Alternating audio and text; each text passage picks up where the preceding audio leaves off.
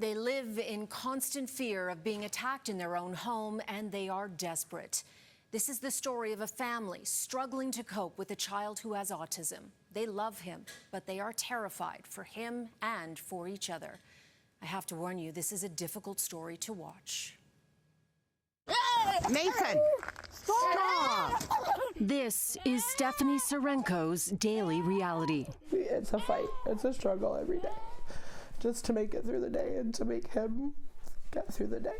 Her son, Mason, is 8 years old and weighs 180 pounds. She is a single mother and lives with her parents. When her father goes to work, she and her mother try to survive the day. She believes one day he will unintentionally kill her. Yeah, I think he will. It's dangerous to be with him alone. It's hard. It's really hard. Stephanie has had her nose broken twice and chunks of her hair pulled out.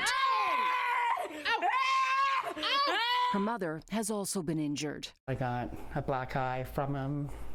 I've had broken ribs. About 6 months ago, he got me on the side and broke my ribs. Ducking and dodging, worrying about him hitting, pinching, biting, breaking things. It's just endless.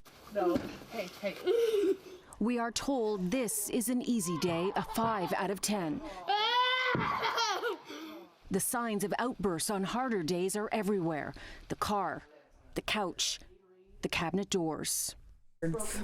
Broken the stove, and it's not just a crack, it's a hole, like a complete shattered with his head. Mace, no! Mason was diagnosed at 2 and was on the Ontario Autism Program waitlist for 5 years. He only started receiving funding for therapy this year. There's no help unless you have money. They don't have money. Therapy can cost $100,000 a year. Stephanie and her mother can't work because they both have to stay home with Mason and protect each other.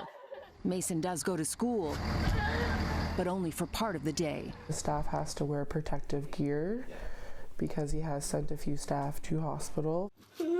Stephanie says she's hit a roadblock. There are either no resources or there are long wait lists. She needs help and none is available. She believes Mason needs to be in a group home, but he's too young. One day she was so desperate, she called the Children's Aid Society. On ourselves because we didn't know what else to do. It's the first time they've ever had an experience like that where someone's called in on themselves, really. This is what a family in crisis looks like. They are shattered. Help. Help. Every day, every minute. Just sucks. I cry every time I think about it because it's hard. It's really hard. I've been diagnosed with depression and anxiety and PTSD. And yet this is who they believe Mason truly is. A beautiful boy at heart. You love him? Oh, I love him more than anything in the world. I worry about him. I worry about my daughter, her mental state and trying to do this. It's hard. It's really hard. It is not easy for any family to be that vulnerable and show the world their situation. It indicates how desperate they are. They do get respite care 5 hours once a week, but every 14 weeks it runs out and they have to reapply and lose a few weeks in the process. They are calling on the Ford government for help, not just for them, but for other families in crisis as well. Tomorrow I take their story to Queen's Park for a response.